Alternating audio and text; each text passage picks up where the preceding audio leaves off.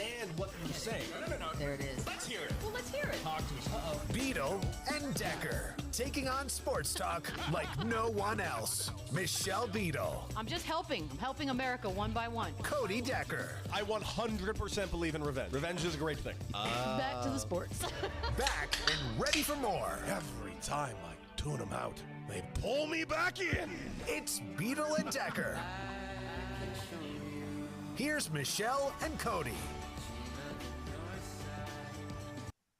Hello, everybody. Welcome. It is a Thursday, and it is a big-time sports day here on a Thursday, and you have welcomed yourselves over to Beadle and Decker. And yes, we are live every single day, Monday through Friday, right here on YouTube, and thank you for joining us. I'm Cody Decker, and yes, you do not see Michelle Beadle next to me because Michelle is off on Thursdays. When Michelle's off on Thursdays, we need to get ourselves arguably some of the greatest minds in the history of sports. Unfortunately, the only one that was available was Keith Irizarry, and I feel pretty damn good about it anyways. Keith Irizarry returns to the show, and yes, he is undoubtedly very jacked. How you doing, Keith?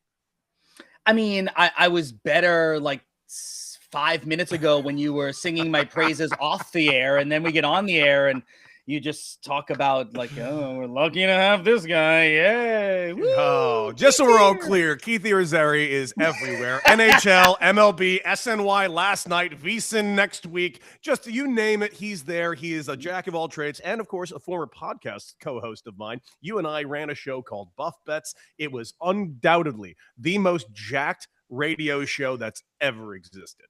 I would actually agree with that. I routinely have heard from people that as a non-former professional athlete, I'm on the Mount Rushmore of people in shape. So I enjoy that. And I would throw to you as people that are former pro athletes. You are also on that Mount Rushmore. So a couple of Mount Rushmore hosts right here. I think it's pretty impressive. Everyone out there is pretty lucky to be able to tune into this. Yes, you are all We're very welcome, humble, by the and way. we have very humble. And yes, we got lots to cover. Listen, we got an Olympics going on. We got ourselves an NBA All-Star week. We have spring training officially among us. But of course, because it's King, we always have to acknowledge that it's King. And at the end of the day, Keith, it's never too early to talk about Black Monday. Oh my goodness. There are articles being written abound about potential jobs that are already on the hot seat for next season. And I'll just list the ones that you can already see right there on the graphic. You got Green Bay Packers. Even though LaFleur signed himself a little bit of an extension, we all know in the NFL world that doesn't actually mean anything. If they fall back, if even a semblance of backwards next year, he could be out. Of course, over there in Minnesota, despite having the best system in the game, that J.J. McCarthy seems to not want to be able to work too well in said system. And listen, it's coming off a year where the Eagles didn't win a Super Bowl. So obviously their head coach is on the hot seat for some reason. Is there anything about these three teams right out the gate that kind of give you pause? Do you think that I'm maybe over-exaggerating one of these spots? Or do you think there's an extra team in there that I'm not actually mentioning out the gate? All right, so a lot of layers to this, Cody. Let's start with the Eagles. So coming off a Super Bowl last year, obviously not going as far as they wanted to this year. Nick Sirianni might be the most intriguing, polarizing, fascinating head coach that we have seen in quite some time because of this. Record-wise, he's like on pace to be an all-time great head coach. Like Which literally, you look at the stats and you go, there is a chance that if he were the head coach of, let's say, the Eagles forever, like he could be one of the greatest coaches of all time. But as much as you and I are baseball guys and we love analytics and we love stats, if you look through and beyond the stats, like Sirianni gives you lots of moments where you're like, huh? Like question mark moments. The grandstanding, the staring at a camera. I don't really believe he's the greatest X's and O's coach. It seems like players kind of like him, but maybe also mock him behind his back. Like all this kind of stuff lends it to this. I'll ask you this question, Cody. If he were fired from the Eagles, let's say next offseason, and there were 6 head coaching opening jobs, is he a front runner for all 6 jobs? Yes. To me, it's not even a question. Really? Wow. No, listen, I understand all the criticism about him, but hear me out on this. Did we not just watch Mike McCarthy over there just get the job over there to replace Tomlin? I mean, is this not a world where we have head coaches? Yeah, but it took him a full year for people to forget what he did in Dallas. You're right. It took him a full year. You're right, but that was also, 10 years removed from winning himself a Super Bowl over there in Green Bay? This is just 2 years removed of not just winning a Super Bowl, but beating the living, ever-loving hell out of the Eagles. Out of the Kansas City Chiefs to win the Super Bowl. Now, I'm not saying that this is necessarily right, but if you also add in the appearance from just, 2 years prior, I find it very, very difficult to not say that he doesn't at least have the cachet to warrant not only just a bunch of interviews, but finalist jobs for himself.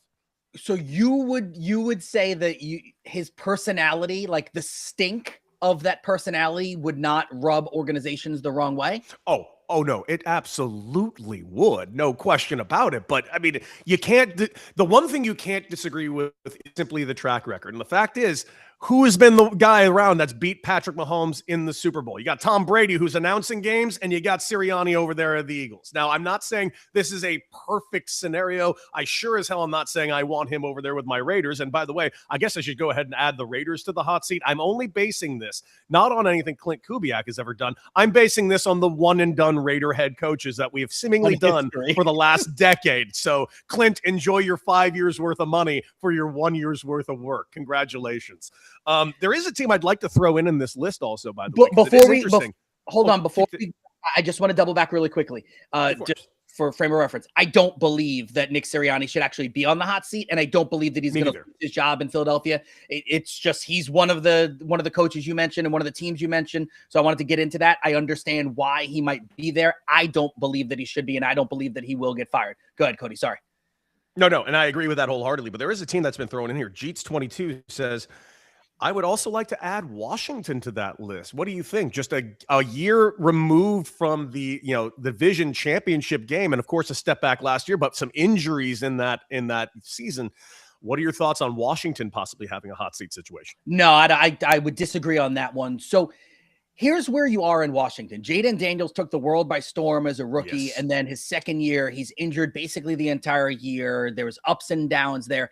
They're under new ownership. I don't think they want to continue to have turnover.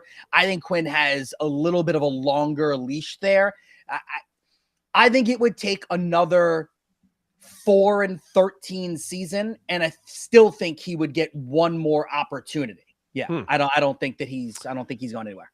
I get that. But what are your thoughts on over there in Minnesota? Because this is an organization that's never won a title. Now you're seeing quarterbacks leave and winning Super Bowls almost immediately. And the one thing I've always seen, and honestly, we had Colin Thompson on our show weekly, and one thing he always lavished praise on was that team specifically for the system that they've created for quarterbacks.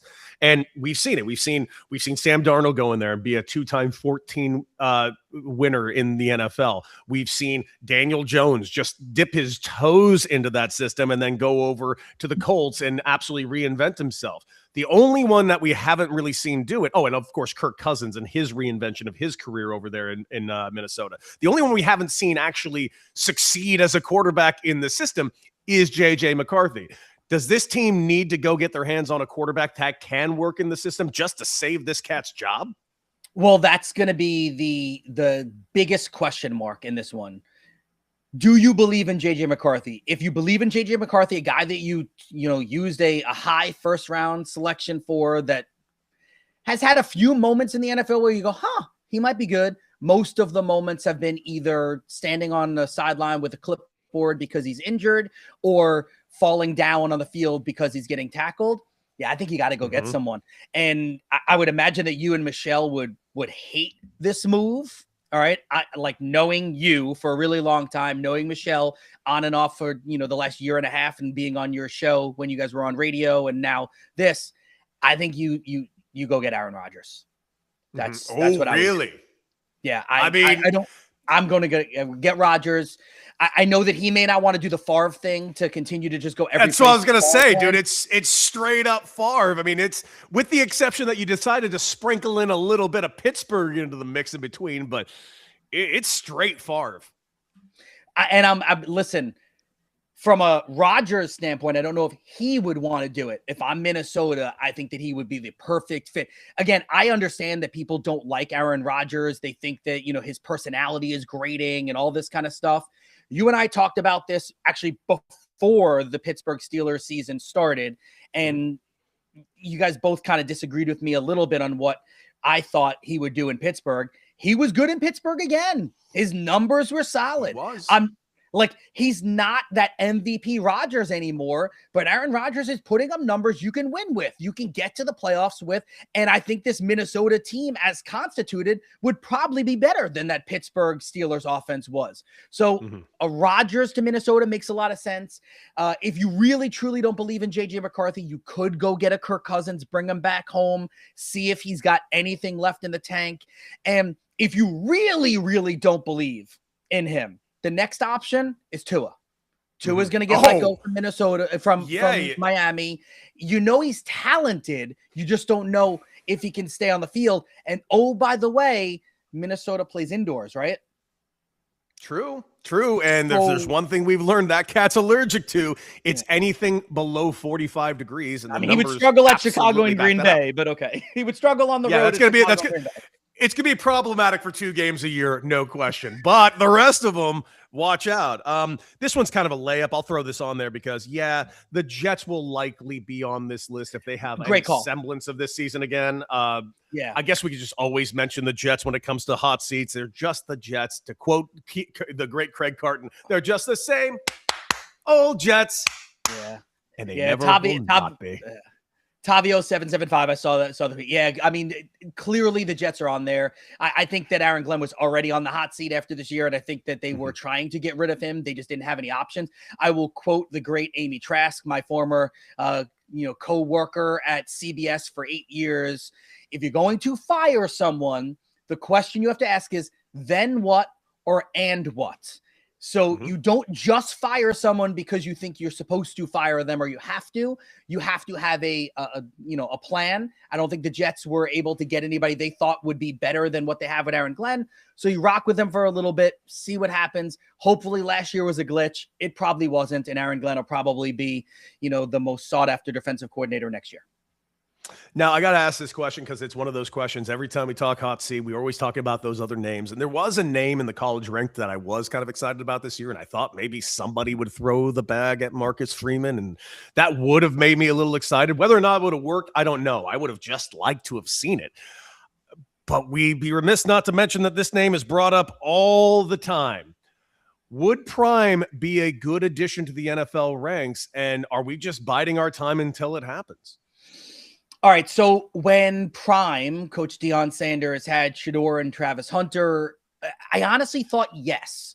Watching what they did last year, I feel like I need one more year of seeing if, Coach Prime has the X's and O's to him to be able to, utilize that in the NFL. Now, if Deion Sanders was to go to the NFL and if a team decided to hire him as a head coach, you have to understand that you need an elite offensive coordinator, elite defensive coordinator. Like, you need some really smart brains alongside Deion because, Deion knows the game. You know that. And he's got the flair and all the finesse and the jazz and all that kind of stuff. But we don't know how that would work with NFL players necessarily. I think it could work. I don't know if I would love it per se. I still think Florida State is ultimately the place he ends up. At some point, if Florida State opens up, I think he becomes the FSU coach, and that becomes his dream job, and he retires there. But again, that job would have to open up. But I think that's where he ends up. Sorry. You want him at UCLA? No. I just hearing anyone refer to going to Tallahassee as their dream, it makes me physically nauseous because I've been to Tallahassee. Yeah. Too much, Keith. Too much time. What's wrong with Tallahassee, man? Speak on it. Have you ever been? It's the worst. Say it. I will say it with my chest. Tallahassee sucks. Sucks. Anyways, let's move on to the next great thing. We're live in Florida too. Anybody in Florida, I love you. No. No one even in Florida likes Tallahassee, and you know that. Have you ever been there? That horrible landlocked place smells awful, and it's not because the people smell awful. It's just Tallahassee is a weird swampland that has some concrete on it. What's the next topic? I'm willing to say the important things out loud, Keith, and one of these days you will too. I ain't scared. I ain't scared of any of you. Anyways, Keith Irizarry is joining our show today, co-hosting for Michelle, and hopefully be back again in the next coming weeks because we love ourselves some Keith Irizarry, but we got to keep this going. Let's move it over to the NBA because we do have NBA All-Star Week among us, and there is one thing that is going on this week that we are all very excited about. And that is U.S. versus the world, a thing we've been clamoring for years. We've been trying to get some zhuzh into this NBA All-Star game. The NBA All-Star game used to be an event. I used to love watching. I used to spend days. Dude, the dunk contest was required viewing. Obviously, we know it has not been required viewing in years. The three-point contest, still my jam. I'll watch the living hell out of the three-point contest. It's a blast. But the game itself has obviously turned into a bit of a Pro Bowl, for lack of a better phrase. I'd almost rather watch the Pro Bowl than watch what the NBA All-Star game has been for the last few years. Sorry, the old version of the Pro Bowl. I don't care about flag football. Right. That being, and in Hawaii, I also have to specify that in Hawaii, because at least I have some views. Dude, this is, as much as I've wanted this U.S. versus the world for a while, I do feel, and Keith, correct me if I'm wrong, it is a tick watered down. And that is because of it not being necessarily U.S. versus the world. It's U.S. and U.S. versus the world. And I'm not sure I dig that. Also, because of the Olympics of it all right now, we're currently watching a massive global event, U.S. versus the world. So it almost feels like the Olympics are kind of taken away from the zhuzh a little bit of this U.S. versus the world event at the NBA All-Star game. But that's just my read. Keith, what say you? Yeah, I would say it's unfortunate for this event that the Olympics are going on right now. So it does take away a little bit of the whole U.S. versus the world thing, because we're already kind of getting that. I mean, hockey's on right now. Like we have some good stuff going on. I think I disagree with you. So So the world team with, if Giannis plays, he won't. But like Luka will probably come out on the court for a few minutes and then he'll stop playing also because of the hamstring. SGA is not playing. Like, those things do hurt, but you've got some really big European, world names on this world team that I think are really going to want to prove that they own the world of basketball and they own the NBA. The Stars team, to me, I'm not that excited about. And it's nothing against a lot of the younger players, but that roster, Barnes, Booker, Cade, Jalen Duren, Anthony Edwards, Chet Holmgren, Jalen Johnson, who, by the way, is turning into Mr. Triple-Double, and Tyrese Maxey. Cool and all. It's the Stripes team for me that is the one that I am most intrigued in watching. So alphabetically is Jaylen Brown, Jalen Brunson, if Steph Curry plays, Kevin Durant, Brandon Ingram, LeBron James, Kawhi Leonard, Donovan Mitchell, and then Norman Powell. So you've got some of the older guard that are, towards the end of their career, the guys that we've all watched for 14 to 22 years, trying to prove that the game still belongs to them. Yeah, they still got it. Yeah, I think they're going to be trying super hard. I'll talk about Kevin Durant a little bit later in the show. So I'm excited about it. I'm cautiously excited about it because I am the eternal optimist. I want to believe that there is always good out there. I know, Cody, you and I disagree sometimes on that kind of stuff. I am a little bit more of an optimist. So, silver linings, glass half full, blah, blah, blah, blah, blah. I'll be watching this. I don't necessarily love the time of it being a Sunday afternoon. A little weird. I prefer like a 7 p.m. Eastern start. I think that makes a lot more sense. Even an 8 o'clock start, kids can still watch and be in bed by 10:30. But I'll watch it. I'll be glued to it, and hopefully it, exceeds the expectations of the man, the myth, the legend, Cody Decker. Well, I'm optimistic too, Keith, and I'm feeling you're making it out like I'm all this horrific cynic. Did you hear how high your voice just got there? I'm optimistic too. I've heard that. Your cat making too much noise all the time. Listen, I want to be optimistic. I'm just fucking not, Keith. And I'm only basing it on the last 10 years. I want to be optimistic about this. I want this to be great. I really do. But it's what you just said. It's the fact that we have a Stars and Stripes team. I appreciate. But how would you have guard. fixed it? So the problem is you can't a Stars and a Stripes. Like you look at the numbers of the players there. Mm-hmm. There weren't enough players in just the world to make one world team and one USA team. It wasn't going to work. I just, you know what it's going to take? This is what I think this is going to. I think this is going to be a success. I do think that, Keith. I just don't think it's going to be a success this year. And this is what I'm actually optimistic about.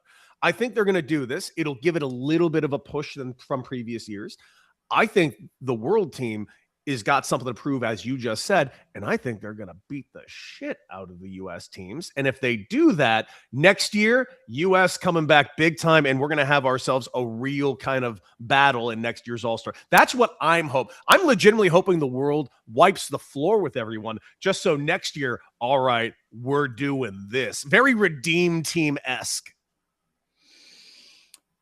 Why? You really think the world, all right, so Giannis may not play. SJ is not playing. Luka is going to be on one leg if he plays. Yes. My money's on the Stripes. I got Stripes winning this. Fine. I just want it to be good, Keith. How about that? I just want it to be good. And if it's good, I won't complain. Let's go with that. All right, so let's do. I got your fix, by the way. So here I'm gonna fix the NBA All-Star Game. I'm gonna make this fun for everybody out there. Now, hopefully, it doesn't need the fix. But let's say this variation works a little bit, but it's not perfect. This is how we can fix this. Okay, so 24 All-Stars go into this game. All right.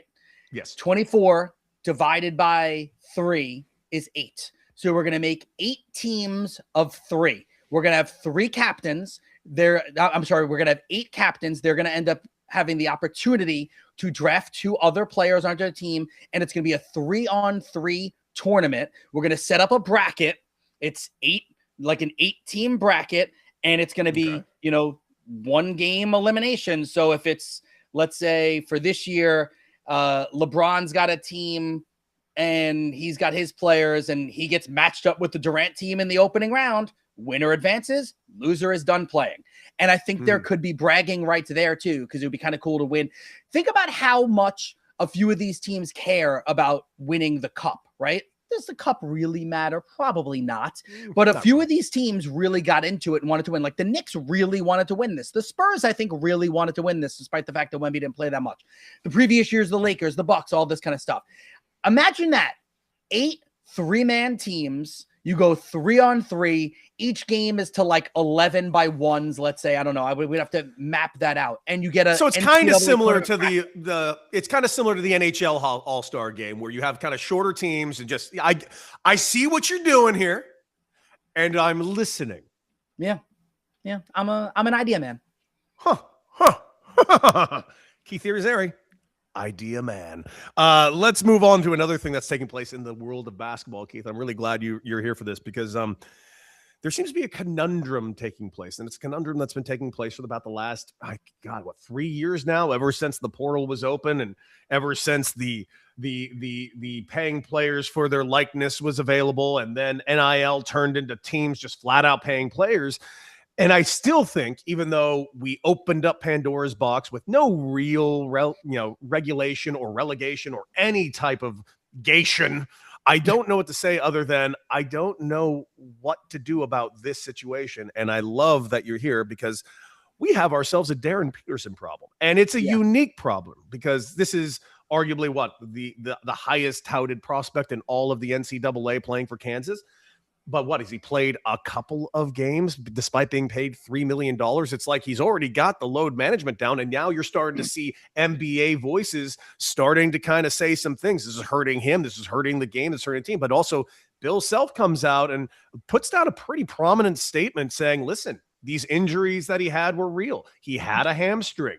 I know the flu-like symptoms thing the other day doesn't look good, but he had flu-like symptoms. He's just having a string of bad luck. So my question for you is, do you believe Bill Self? Do you think he's just protecting his player? Or do we have ourselves a legitimate Darren Peterson problem here? I do not believe Bill Self. I think that he is protecting his player. But so this is a Darren Peterson problem. Sure. I still I know there's a lot of college basketball pundits out there that are saying, yeah, I wouldn't draft him number 1 now. I can't trust him. Right. All right.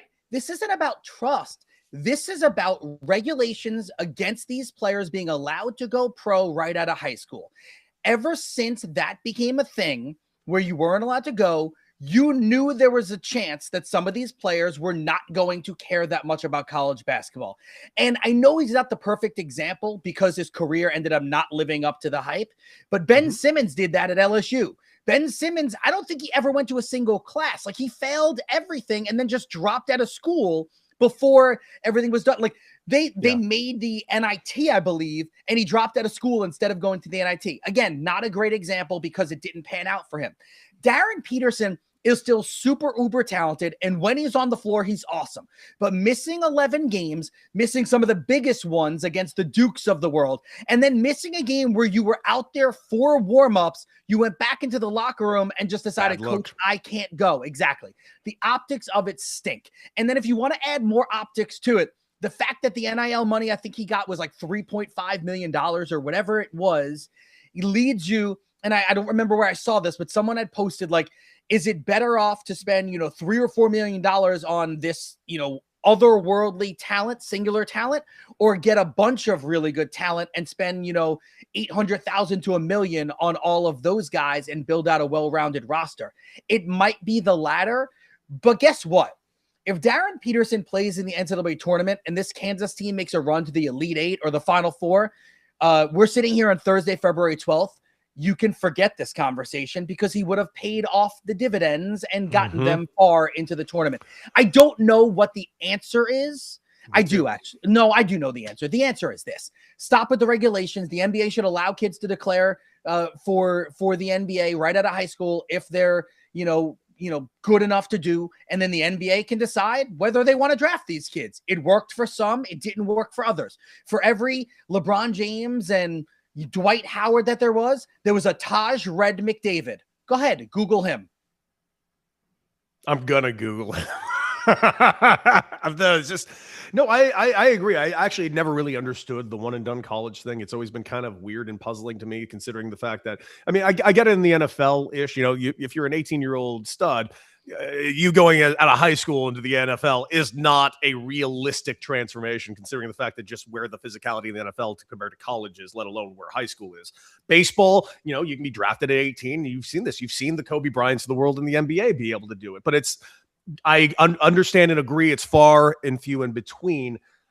But man, what a unique situation this has turned into. And yeah, my eyes are going to stay on it. And I'm just intrigued on where it can go, because as much as I want to sit here and say I have ideas on how this can be fixed, it's really not even a Darren Peterson problem. It's an NIL and a sports problem right now. And I don't think anybody has the right ideas. I feel like we already destroyed the system by allowing NIL to just exist without even an ounce of safeguards. Well, yeah. And I think that that's going to be the thing, right? Like it's the same way that, in college football, you finally relented from the history of it, and like people gave in, and now you've got a college football playoff, like a legit college football playoff, and we'll probably end up getting to 16 teams at some point instead of the 12, right?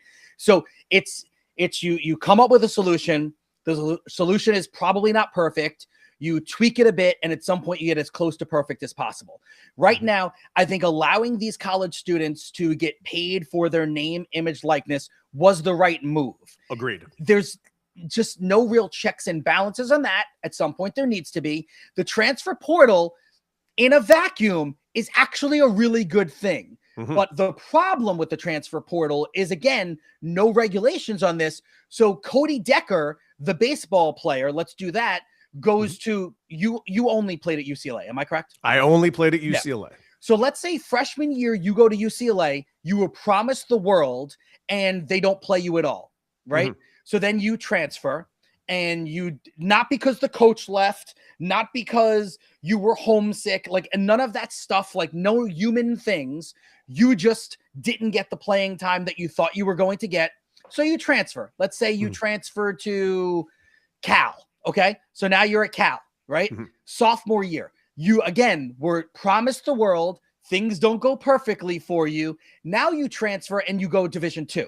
Let's say you go to a Division II school, you crush it.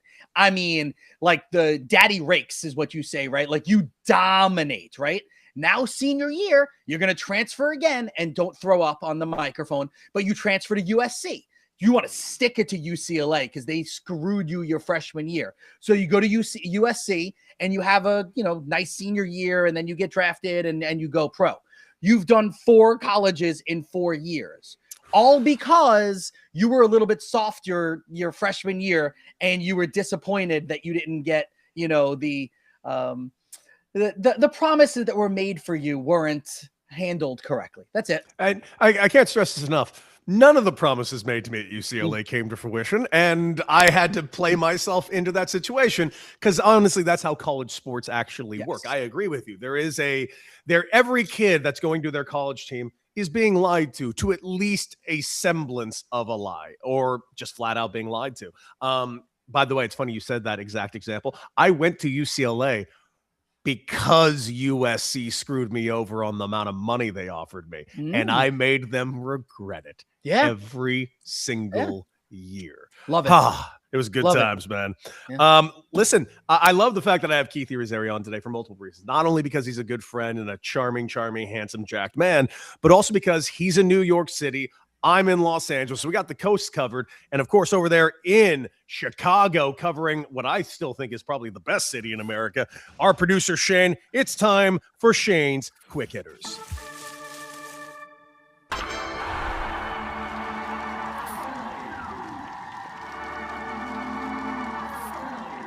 Good afternoon, gentlemen. How are you?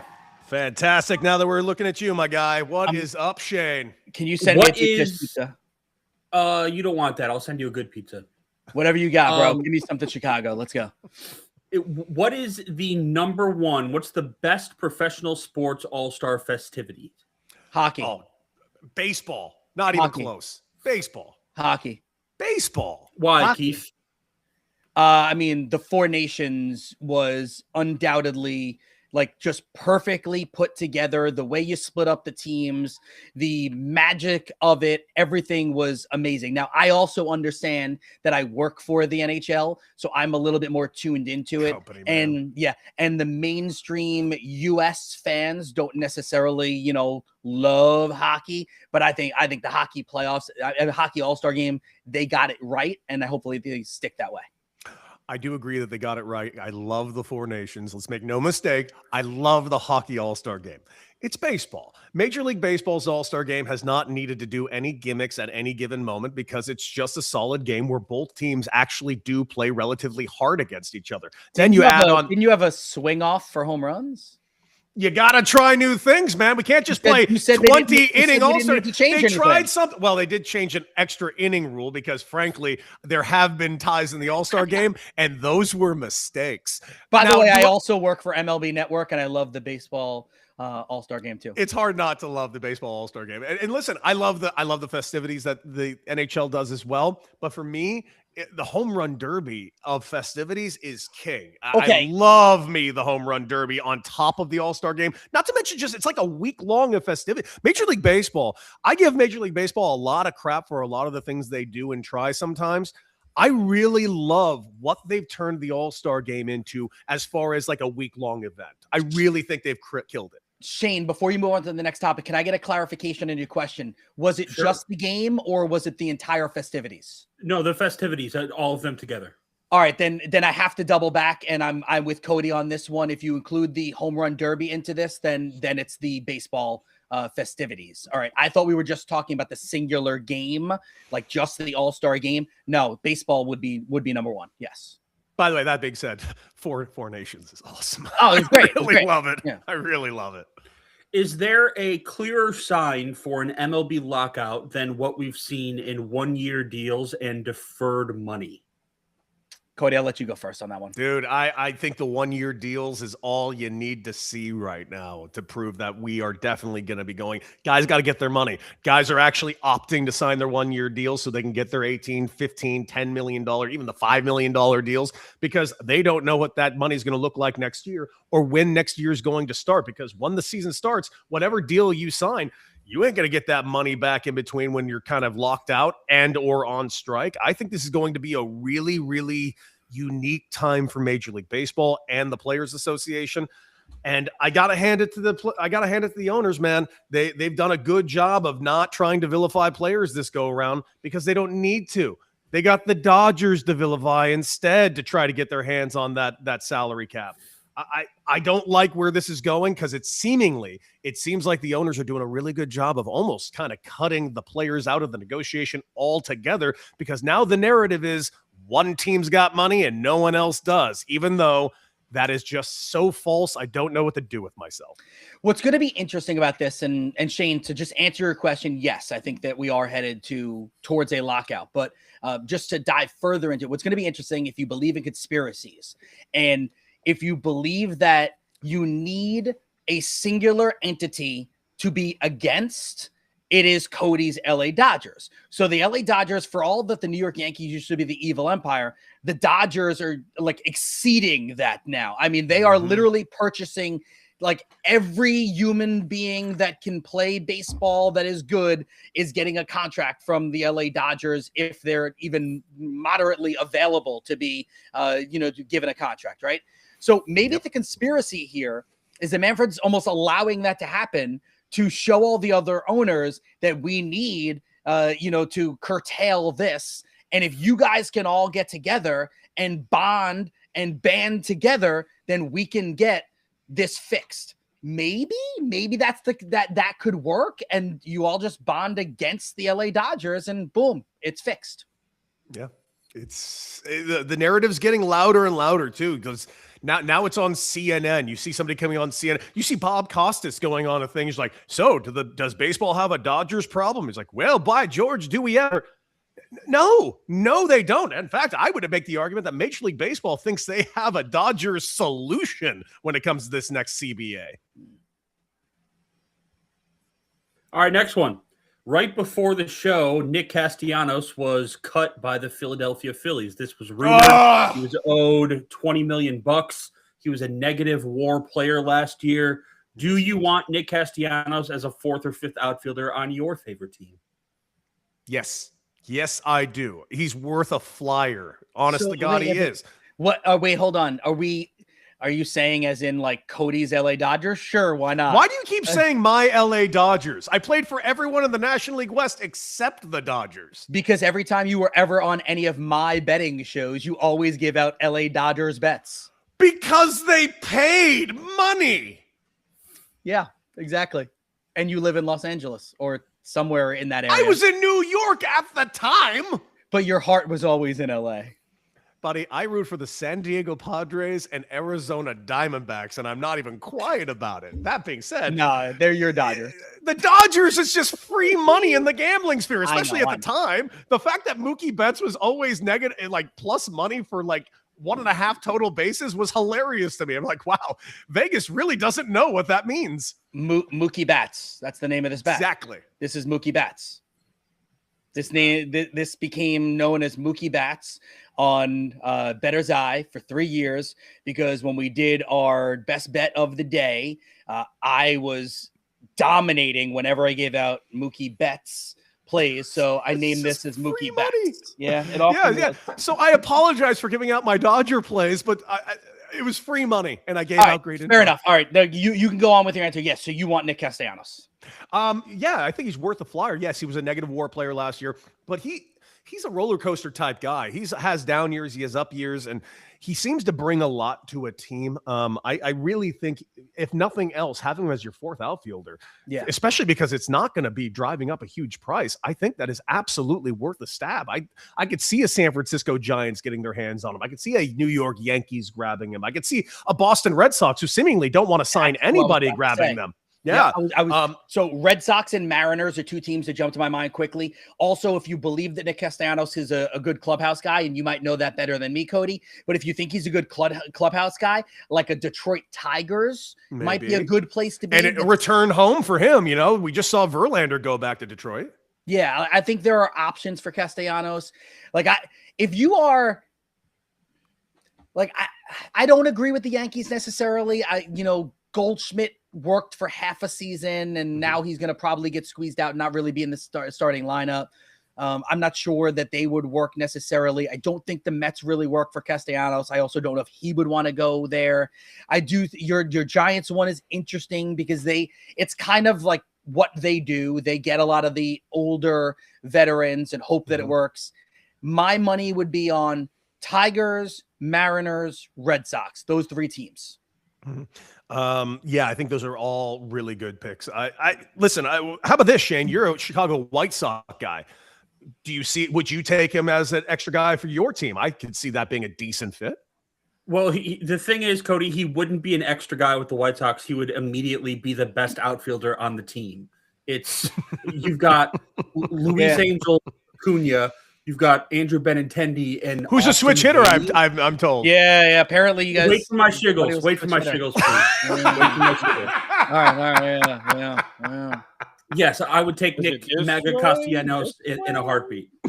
Yeah. All right, last one. You guys know who Gary Player is, correct? Yes. Gary Player won at Augusta in 61, 74, and 78. Played 52 rounds at Augusta professionally.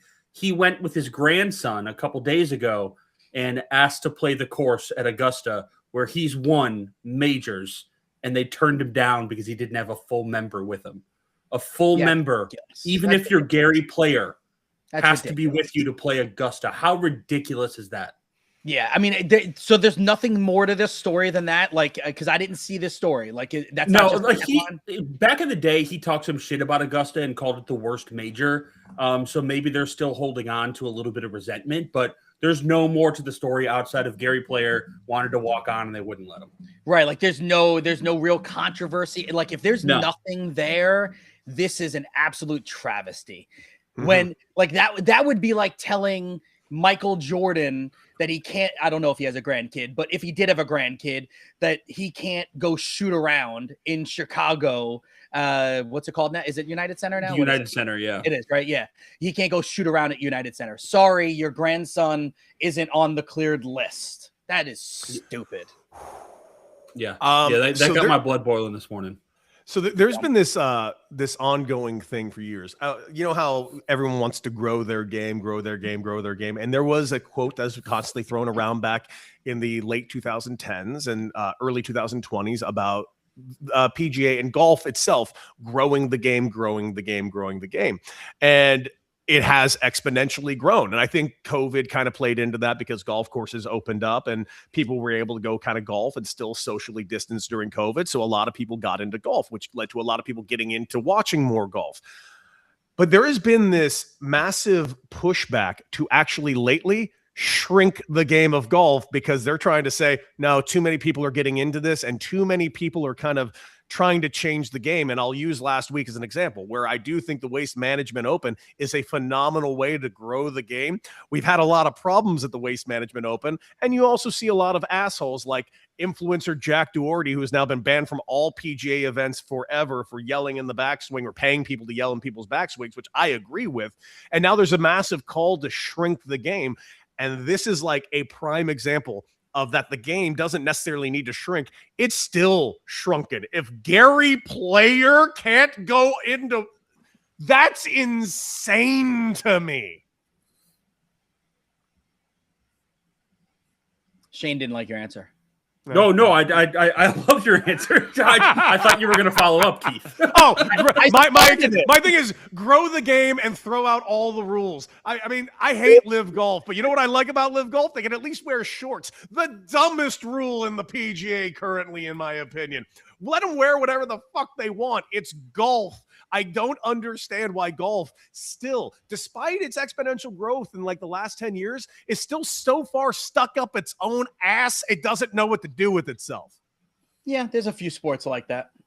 Yeah, Baseball's one of gotten them. better. Baseball is one of them, but they've gotten a tick better. Not much better, but a tick. All right, that's what I've got for you on the quick hitters. Love it, love it, love it. Well, let's go ahead and stay on that sport that's actually gotten a tick better, because as much as those of you that are annoyed by the Dodgers, yada, yada, yada, and all the splashy signs, well, they got all the flash and flare done early, guys, because today they re-signed their soul, both Max Muncy and Kike Hernandez, back with the Dodgers on another year contract each, which, again, a 1-year deal, kind of going off of what you said of recently. For me, listen, they need these two guys because these two guys are exactly that. Their soul. We've seen Kike Hernandez try to go play other places. He always ends up right back home because he does special things for the Dodgers, and the Dodgers seemingly do special things for Kike. The Dodgers are just so ready for a three-peat. I don't know what to do with myself. They're, you love them. They're your team. See, You are the worst. I'm going to keep saying that until everyone believes it. That's they already are. I got Tavio in here dropping Cody's Dodgers sign everyone. Yeah, Tavio, you know what's up. They didn't sign me. They didn't sign me. They tried to, but they didn't. Signed with the Royals. Biggest mistake of my life and career. See, and that's why you love the Dodgers. So the Dodgers over under is set at 102.5. And yes, realistically, the over feels like the play. I wouldn't do it. I wouldn't bet that. It's not worth the investment on that one. Yeah. Typically, anything over like 91.5 games is not really worth the investment on the season because you never know what happens. But this LA Dodgers team. Now, what's crazy about the Dodgers, because we've seen super teams built before in sports, usually what happens is it's like totally top heavy. You got like, let's say if it was the NBA, you got three superstars, a fourth and a fifth guy that's like all-star level. And then the bottom of your roster is like, oh my goodness. Like, I don't even know that guy's name. The Dodgers, it's like everybody has been an all-star. You've been an all-star. You've been an all-star. Like everyone's been an all-star on this team. And now you just bring Kike and Max back. Like, there is no reason to believe that this team isn't going to win over 100 games. I mean, the fact that Shohei now, yeah, he'll probably pitch again and he'll probably be Cy Young level. Sure, great. Awesome for the rest of baseball. Listen, this team is a juggernaut. And there is one thing we keep forgetting about this team. Players want to play for them. It's not just the money. It's also the fact that they also do a really good job of taking care of their players. I mentioned earlier on this week, the team that I played for that took care of their players better than any organization I played for. And I played for, I think, 9 organizations. The very best team that took care of them was the Diamondbacks. I thought they cared about their players that they had. I thought they took care of their mental health better than any other team I played for. I thought they took care of their meals and their overall physical health better than any team I played for. But the Dodgers have been the blueprint for that even before the Diamondbacks were. They started taking care of the meals. They started putting an emphasis on mental health. And now everybody else has been kind of playing catch up where the Dodgers were. And now you add the fact that the Dodgers can spend any amount of money they want on top of the fact of all of these extra things they already have assembled for their organization. Dude, it's going to be a problem. I don't know what else to say other than I'm most annoyed by this because of the narrative that's going to be created into this upcoming CBA. I'm going to enjoy the living hell out of this baseball season. I really am. But I also has this, this just tinge of pure darkness kind of looming over the whole thing, knowing that this is going to be the last one I'm going to possibly see for a little while because I don't know what this next year is going to look like. Yeah, I'm definitely afraid of what this looming lockout could be. I understand where you're at for that. I do enjoy being alive for history. So like as much as I'm in New York and I'm supposed to hate everything Boston related, like when New England was undefeated and they ended up losing to the Giants in the Super Bowl, there was a little part of me that kind of wanted to see history and the Patriots go undefeated. in hindsight, I'm very happy that the Giants won that. And I think it made actually for a better, future story with like now all the conversations about Eli and the Giants beating Tom Brady twice, blah, blah, blah, all that kind of stuff. Right. But I do enjoy history. And if the Dodgers were, let's say, to win 115 games and then steamroll through the postseason, we would be alive for history. At least I'd be able to say I was alive for it. So then I'll just ask the question, who do we think are the actual contenders? And you put a couple of teams in the chat, but there's one team you and I both wholeheartedly agree on that are the contenders that can take down the Dodgers. I think that the Blue Jays took a step back this offseason, not necessarily due to any fault of their own. Players just signed with other teams. Yeah. This Seattle Mariners team, however, is a team I just have penciled in, no question, as the best team in the American League right now. And it's for very similar reasons that you have, Keith. What do you got? Yeah, so I listed their pitching rotation, right? Castillo, Kirby, Gilbert, Wu, and Miller. Yep. And I said to you, you can make an argument it's the best pitching staff in baseball, and your response was? I think it is unquestionably the best pitching staff in Major League Baseball. Not just the American League. I think this pitching staff can go toe-to-toe with any team in baseball, including the Dodgers. Yeah. So the only team that I would actually throw out there from the American League, let's steer clear of the National League for a second, is the Yankees. But the Yankees have so many question marks on injuries, right? Mm-hmm. So assuming, and that's, I know you're not supposed to assume because assuming Garrett Cole can come back healthy, he's a Cy Young caliber person. Assuming Carlos Rodon can come back healthy, he's an elite level starter. And then Max Fried is there, Cam Schlittler is there, Luis Gil is there. Like, that pitching rotation has the potential to be one of, if not the best in the American League. But again, that's assumptions of health from Cole and Rodon. I know what I'm getting from the Mariners. 13-1 odds to win the World Series. If you believe the Dodgers could get tripped up at all, the Mariners, from a betting standpoint, have a little bit of value for you. The Yankees are plus 850 to win the World Series. I wouldn't pick that. If I was going to pick them to do anything, I would pick them to win the American League. And I want to say that was plus 350. I didn't write that one down. Yeah, and I like the Mariners. I like the Yankees, and especially if they are healthy. Yeah, if Cole's back and healthy, this can be a hell of a year. That's Cole, Rodon, and Fried as a three-headed monster. That's as good of a three-headed monster you could ever put together. But it's going to be an interesting year. Lots to discuss when baseball starts. Looking forward to getting more into that. But let's go ahead and keep Shanner in here, and let's go over our shiggles.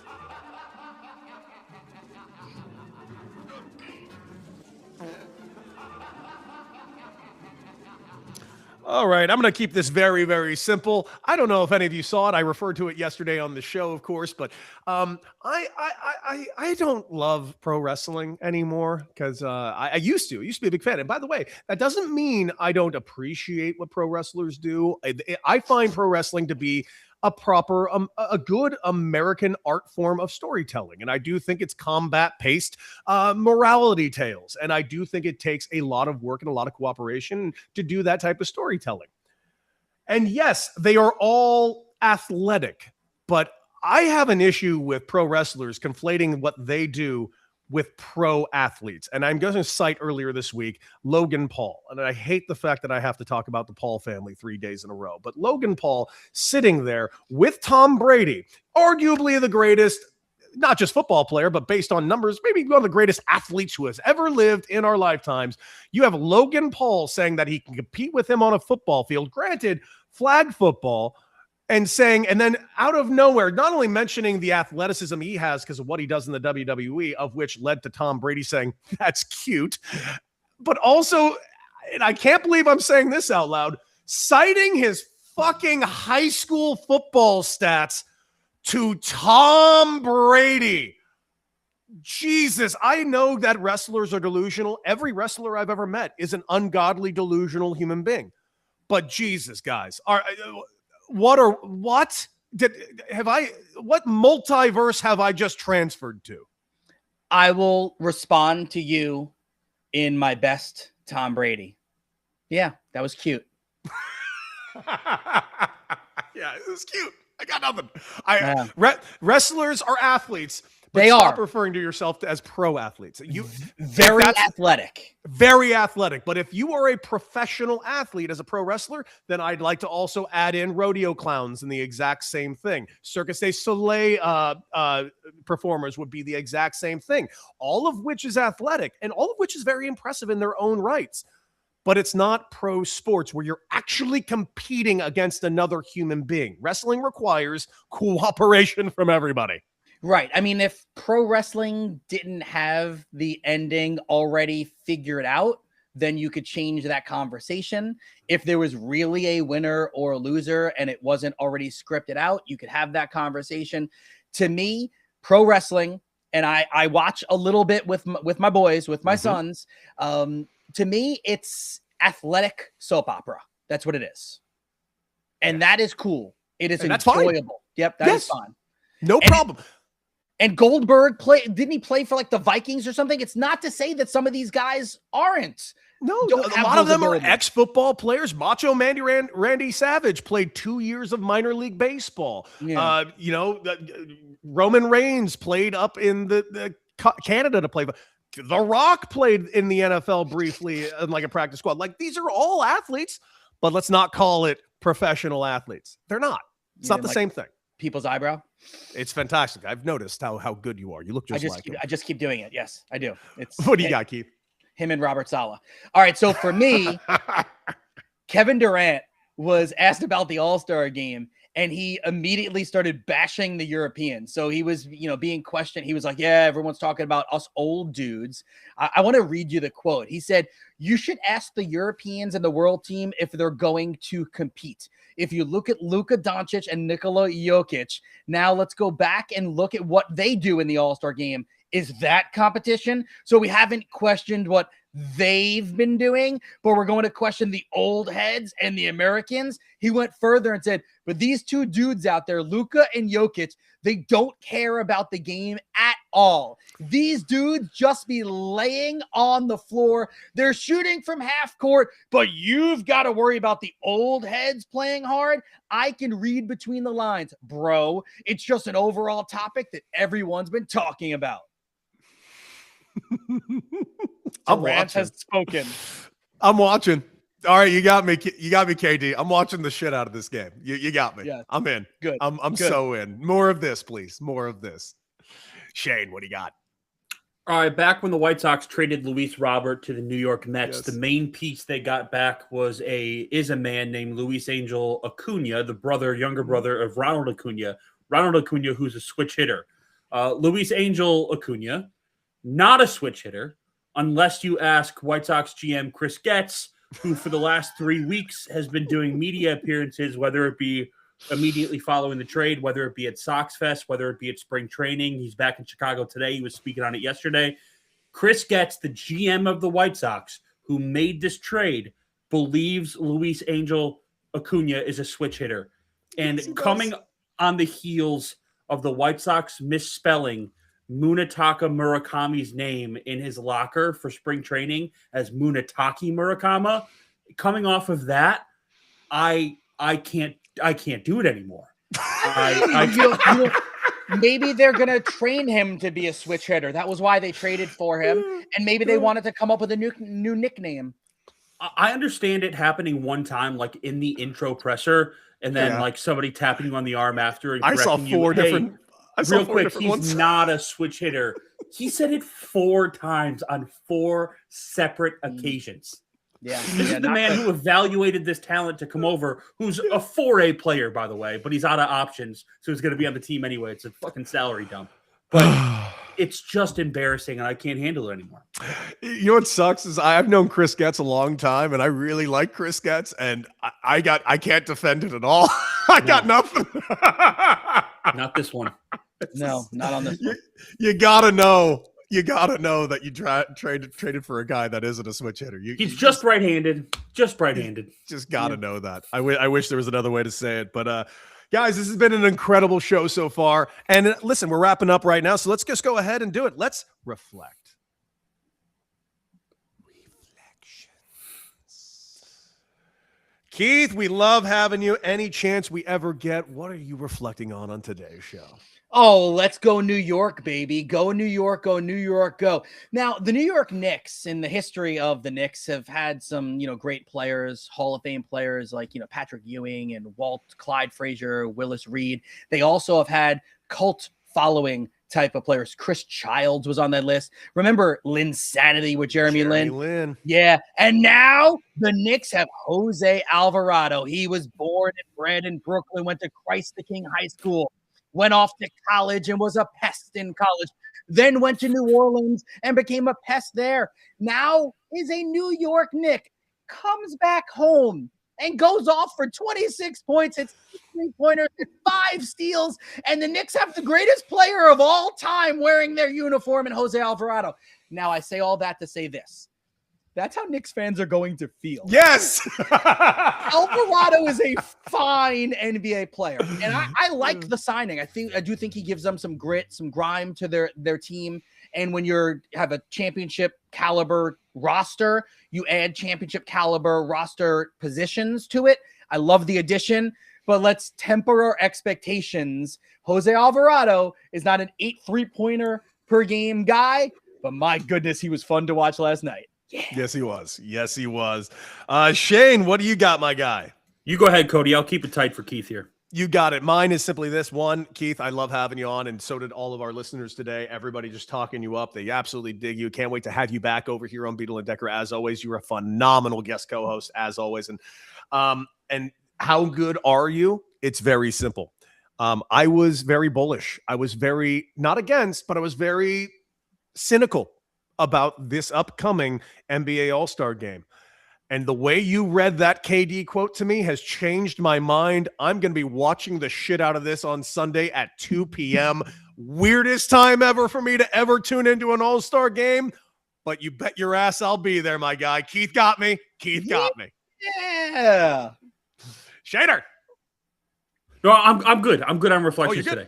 Yeah, okay, yeah. Well, guys, this has been it for us today. We will be back tomorrow at noon with guest co-host Jen Piacenti, so make sure you tune in for that. And Keith Irizarry, I don't know what else to say other than you are a pro and a gem of a human being. We love you. I love you. The fans love you, and we can't wait to have you back, man. Thanks. I'll be back, I think, in 2 weeks. And just to let you know, and I know you've worked with Jen before, you have to get her to sing on the air tomorrow. I'm going to. Her and I talked Broadway last time, and I had no idea she'd ever worked on Broadway. Her voice is like sick. We're getting this done. We are getting this done unquestionably. But guys, make sure you like, share, and subscribe. Make sure you watch out for Beadle and Decker today. Watch some clips from today's show on our social media, specifically on Instagram. And of course, like, share, and subscribe right here on YouTube. See you guys tomorrow at noon. Thank you as always. And most importantly, as always, R.I.P. Estelle Getty.